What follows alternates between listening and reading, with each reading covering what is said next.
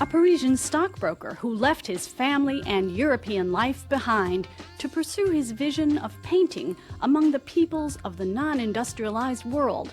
Paul Gauguin has become the model of the wandering modern artist. American audiences now have a chance to reassess his accomplishment by visiting the exhibit Gauguin in New York Collections, The Lure of the Exotic, at the Metropolitan Museum of Art. Curator Colta Ives talks to Canape about the scope and importance of the show, the largest survey of Gauguin's work seen in America in the past 40 years. The subjects range from Brittany to Tahiti. Everyone loves the story of Gauguin as the stockbroker who abandoned the financial world of Paris and left his family and 5 children behind to go to the South Seas to create his own art. Gauguin was, first of all, a sailor in life. As a young man, he sailed around the world with the Merchant Marine and the French Navy. And so he had an image of the world in his mind, and he also knew a great deal about art.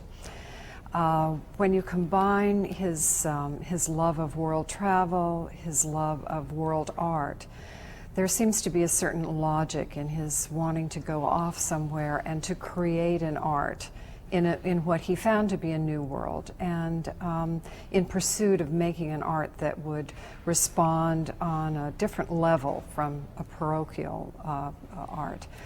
Gauguin did create an art that was revolutionary in many ways, revolutionary for its high degree of abstraction and for its very, very vivid palette of colors. And it's an art that had an immediate impact upon the new generation of modern artists, particularly Picasso and Matisse. After Gauguin died in 1903, there was a large retrospective in Paris. I think you could say that the Fauve group was created at that moment. When Gauguin talked about himself, he at one point described himself as a savage from Peru. And in that case, he was alluding to his own mixed heritage, Spanish and Peruvian on his mother's side, and indeed he spent some of his childhood in Lima, Peru, with relatives. I wonder if Gauguin ever really thought of himself as a Frenchman. He lived in France. He was born in Paris. He was educated outside of Paris in Orléans. But he was always closely allied to expatriate communities, particularly Spaniards and South Americans, through his bloodlines.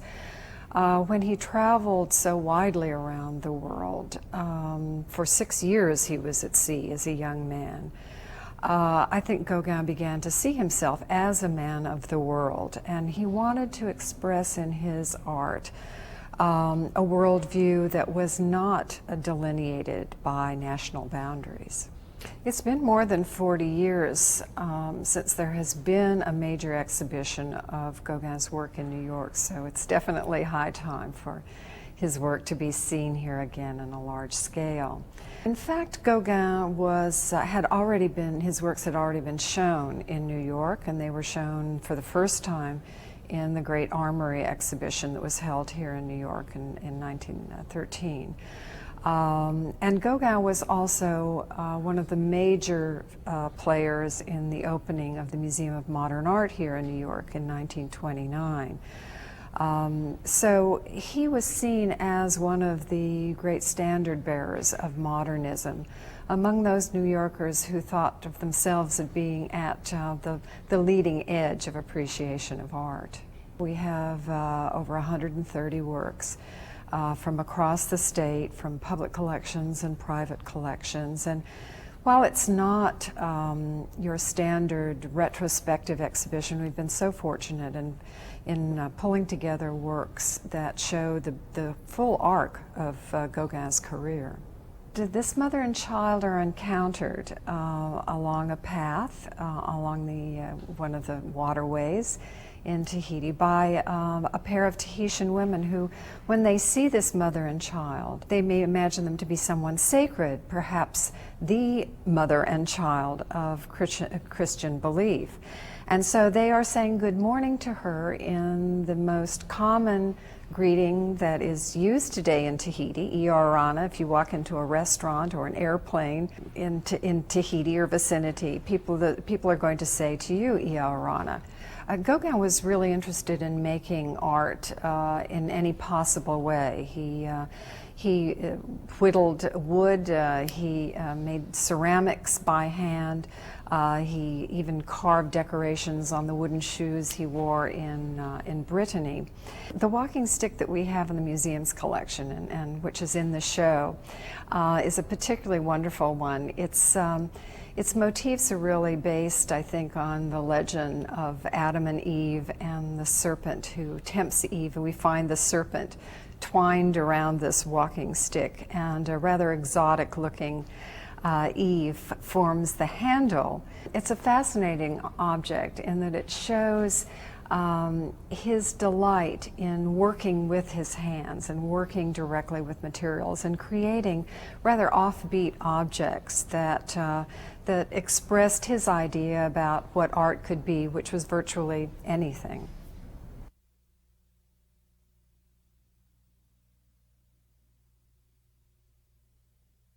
Winner of multiple awards in Europe, Skin of Man, Heart of Beast is an auspicious directing debut for Hélène Angèle. The story of what happens when three estranged brothers meet at their home in the south of France. The film also measures what effects the events have upon the girls of the family, one 5, the other a teenager, who are vacationing with their grandmother. Few films portray so candidly the consequences of male violence, a phenomenon more frequently exploited by cinema than explored by it.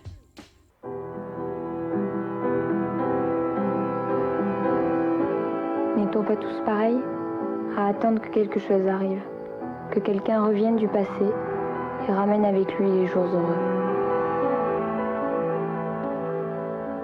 Tu le reconnais? Moi je l'ai perdu depuis 15 ans, jamais de nouvelles. Il faudrait que j'embrasse. Ah, tranquille. C'est qui celui-là? C'est ton oncle, Coco. Ah ouais? Il m'a dit que t'étais mort. T'as pas changé, hein? T'as pas changé. Et toi? Soi disant que t'as fait la Légion! Où ils sont tes papiers militaires alors? Aurélie, vas-y, pose-lui ta question. Pourquoi t'as pas de femme? Il pense que vous vous foutez de ma gueule.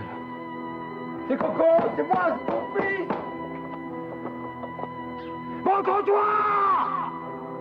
Ok, alors si t'as pas peur de lui, va me chercher à manger dans la cuisine. Maman, il a toujours été comme ça, hein? Maintenant, je me rappelle. Quoi, tu te rappelles? Tu étais trop petit. T'as pu envoyer des cartes de postal. Laisse-le tranquille, mon frère, maintenant, merde! C'est pas une infraction non plus!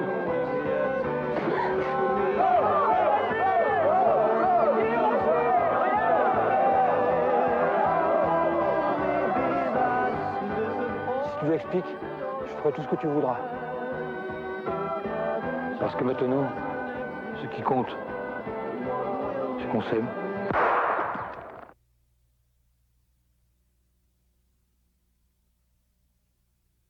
Multi-talented Noël Châtelet teaches at the University of Paris, writes essays for diverse publications, and publishes novels and novellas. Yet within her many activities, there's a binding interest, perhaps even an obsession. What does our body mean to us? How does it shape our desire, our identity, our notion of who we are and can be? Madame Châtelet instructs Canape about how our body is much more than biology. J'ai commencé par une thèse d'université, qui était une thèse un peu particulière, qui portait sur les rapports du corps avec l'alimentation. Et ça a été un petit peu un destin, le choix de cette thèse, pour mon avenir à la fois intellectuel et littéraire. C'est-à-dire qu'au fond, je me rends compte que depuis 30 ans, je n'ai pas quitté le sujet du corps et que je le décline dans tous les sens, par tous les bouts, dans des modes différents, qui sont les essais, parfois les romans, parfois les nouvelles, parfois les contes. Moi, je pense qu'on est en train de demander au corps peut-être plus qu'il ne peut donner, et c'est une des raisons pour lesquelles on le met à la torture aussi. Mais on le met à la torture et en même temps on veut en éprouver de la volupté. Alors c'est très très compliqué, quoi. Il y a une contradiction là qui est intéressante aussi à analyser. Pourquoi le corps est-il à la fois le lieu de tous les plaisirs et de toutes les souffrances?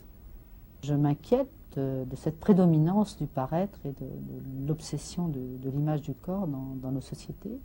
Ce qui me fait penser un peu que le corps est devenu une sorte d'objet culturel mais aussi cultuel, c'est-à-dire une forme de religion qui est terrible et qui, d'une certaine manière, ne nous laisse pas la possibilité d'aller ailleurs, quoi. Elle est très prédominante, il y a vraiment un diktat de la beauté et de la jeunesse mis en avant comme des valeurs essentielles. Et moi, en faisant en particulier une enquête dans ce milieu de la chirurgie esthétique, j'en ai mesuré les dégâts. Vous voulez qu'on parle du dernier volet de la trilogie que j'appelle la trilogie des couleurs, qui est La petite au tournesol, et qui est un roman qui raconte une histoire d'amour précoce, puisque mon héroïne a 6 ans et que son amoureux en a 7. Et moi, je crois beaucoup à l'existence d'un érotisme enfantin, dont le sujet reste un peu tabou malgré tout. On a tendance à sous-estimer ces amours-là, alors qu'elles sont, je crois, très essentielles. Je me demande d'ailleurs si elles ne sont pas fondatrices de la relation que nous aurons à l'éros dans toute notre existence. Je crois beaucoup, moi, à l'idée que les enfants de cet âge, 6 ans, 7 ans, sont très philosophes déjà, sont très métaphysiciens, et qu'ils savent des choses que peut-être ils vont désapprendre après. Il y a un savoir de l'enfance, un savoir intuitif de l'enfance. D'ailleurs, à cet âge-là, les enfants vous posent sans arrêt des questions qui vous dérangent. Vous, adultes, nous, adultes, ils nous demandent des choses sur l'amour, sur la mort, etc. La mort les passionne, alors qu'après on n'en parle plus. Et il y a dans ce personnage, dans cette petite Mathilde, effectivement un goût de connaissance. C'est une petite philosophe, elle veut comprendre le monde, elle veut savoir des choses. Et la découverte de l'amour est pour elle quelque chose de merveilleux, parce qu'elle comprend que c'est pour la vie. Ce qu'elle va apprendre là, c'est pour la vie.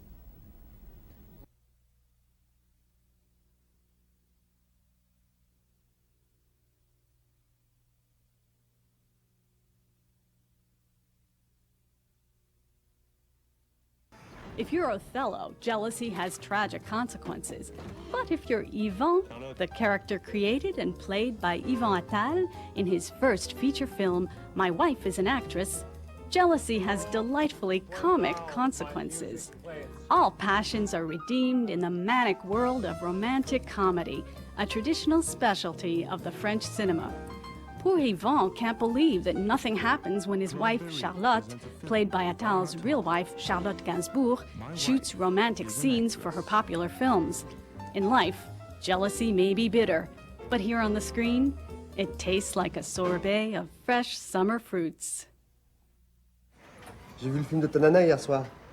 Et alors, ça t'a plu? Ah ouais, c'est vachement bien. Hein. Je peux te demander un truc d'ailleurs?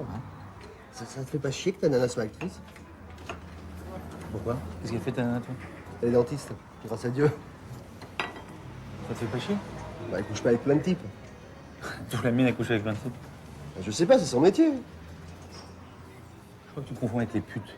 Mais non, sans déconner. Ça m'intéresse, je te jure, ça m'intrigue le fait que tu sois avec une actrice. Il est con, ce mec, ou pas? J'aurais dû t'épouser, Jojo. Non, je déconne pas. C'est quoi qui t'intrigue? Mais franchement, ça te fait pas chier de voir ta nana embrasser un mec dans un film? Même coucher avec lui, surtout qu'en plus, ils refont la scène plusieurs fois. Attends, t'as envie de me prendre la tête ou quoi? Non, je te jure, ça m'intrigue. Ça m'intrigue. C'est pour de faux. Quoi? Qu'est-ce qui est pour de faux? C'est pour de faux, c'est pas vrai, c'est du cinéma. Mais attends, ne me prends pas pour un con. J'en ai vu des films. Quand ils s'embrassent, ils s'embrassent. Ils se roulent des pelles, ils se fourrent la langue dans la bouche quand même. Me dis pas que c'est pas vrai. Je reviens pas de ce mec. Je te connais pas depuis 10 minutes et tu me parles comme ça. Non mais attends, je veux pas te faire chier, mais je te jure, c'est un truc que je trouve incroyable quand même. Écoute. Ouais. Quand un mec flingue un autre mec au cinéma. Non, mais attends, ça t'intrigue. Je t'explique, ok? Ok. Mec, il a un revolver. Toi, tu crois que c'est un vrai revolver, mais c'est un faux revolver. Il n'y a pas de balle dedans. Le mec, il fait semblant de tirer. L'autre en face, il fait semblant de mourir. On lui met du faux sang, mais en vérité, le mec, il est pas mort. C'est du cinéma. Attends, je suis pas débile. Ah ouais? Non, tu peux pas comparer deux mecs qui se fringuent et deux autres qui se roulent des pelles, non? Deux mecs qui se roulent des pelles, c'est dégueulasse. Mais non, je veux dire un mec et une nana. Tu peux pas comparer. C'est leur vraie bouche, leur vraie langue. Ça a rien à voir avec tes flingues. Et déjà, hier soir, moi, dans la salle, j'avais la trique. T'imagines l'acteur, la gaule qu'il devait avoir? Non, je te jure, c'est un truc que je trouve incroyable. Enfin, moi, je pourrais pas.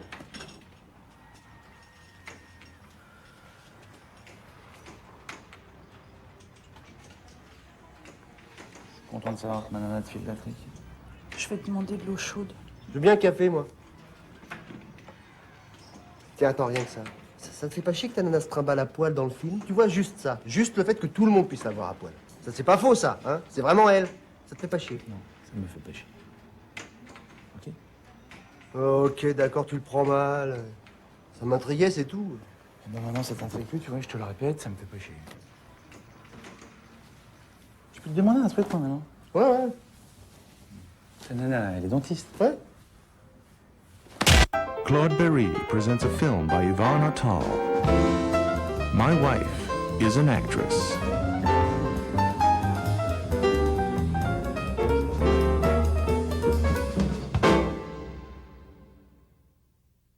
The 5 young Frenchmen who call themselves No Jazz are fine musicians, but charming liars. In fact, their highly danceable tunes have a lot of jazz in them.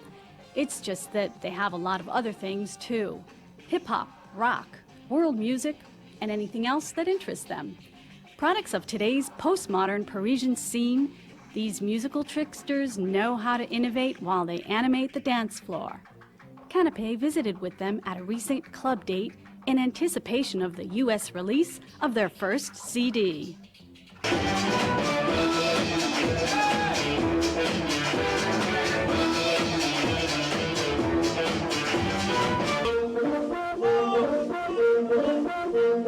My name is Bilbo. I play the drums and the guitar on stage. Je suis Philippe Selam, je joue du sax dans No Jazz. Ok, Guillaume Poncelet, trompette.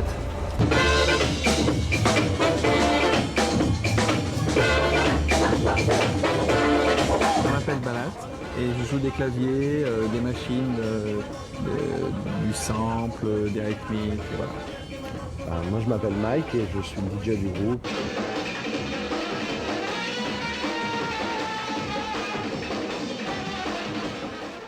The name of No Jazz actually is a provocation, you say that in English? It was kind of a joke, for us, because of course some musicians of the band really comes from the jazz scene in Paris, for example, and some don't at all. Pour moi, No Jazz, c'est le jazz d'aujourd'hui. C'est-à-dire que c'est le jazz qui utilise les sons et les instruments et les musiques, le brassage des musiques de la world, de la pop, mixé avec du jazz, avec l'esprit du jazz, c'est-à-dire l'improvisation, l'énergie sur scène et l'échange entre les musiciens. Avec le côté populaire qu'avait le jazz dans les années 50, qui est plus vraiment d'actualité maintenant. Oigan, ahora sí es verdad que las cosas están buenas. Mambo el papi chulo, No Jazz Combination, una combinación perfecta, una combinación candela. Que suena la trompeta. Le début est parti de démos sur ces machines sur lesquelles on a posé des scratchs, on avait décidé de mettre des cuivres. Puis on a joué dans un petit club de jazz à Paris par le biais d'un ami et ça a été une hystérie totale et on s'est rendu compte que les gens aimaient comme nous on aimait. Candela, c'est parti d'un délire à la maison avec Mike, on est parti sur un truc un peu latino. Voilà, c'était même pas pour No Jazz spécialement, c'était on a envie de faire un truc un peu fun. Et notre manager connaissait Mangou, le rappeur dominicain. il a réussi à le faire venir à une répète parce qu'on avait un concert sur Paris. Il est venu, on a fait un bœuf, on a dit ah non mais il faut absolument qu'il nous fasse un rap sur ce morceau, quoi, absolument.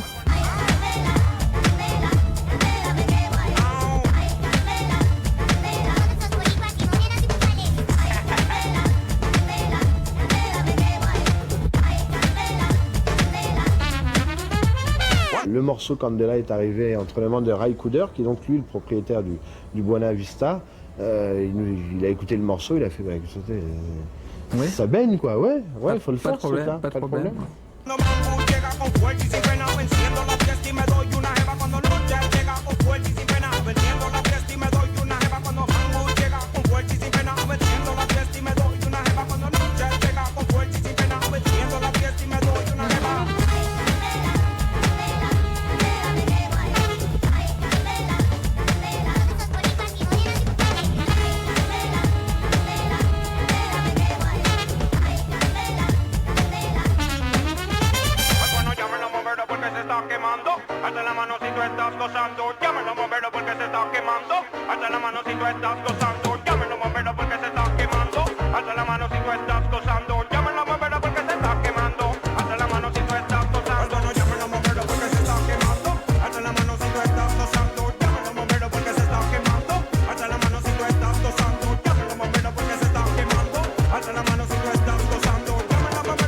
Un délire à la maison, on a pris ce truc là, la guitare, ting, on a pris ce truc, voilà, on l'a fait un peu en house et Mango est venu comme ça, comme je t'ai expliqué, c'est allé tout naturellement, sans qu'il y ait de, bon alors il faudrait peut-être qu'on fasse un concept cubain, enfin bon.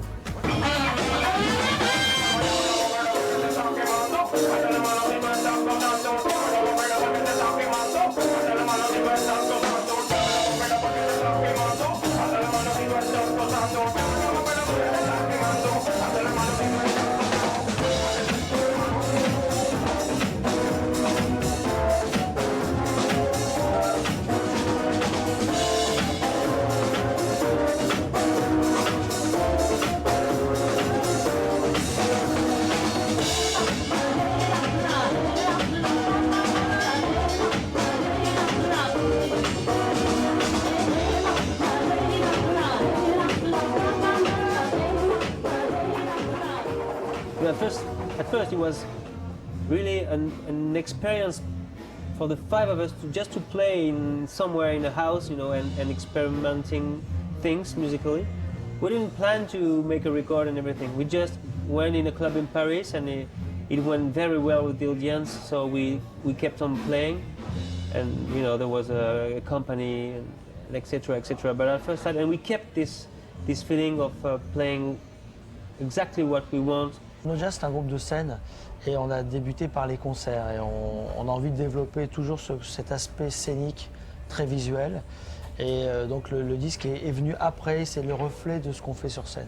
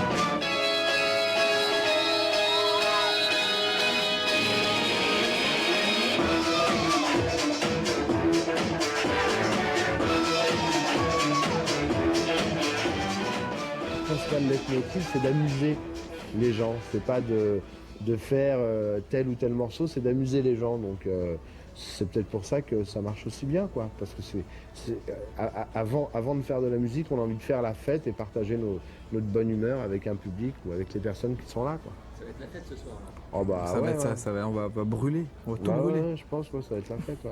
Prends bien des photos avant parce qu'après ça va être tout calciné. Ouais.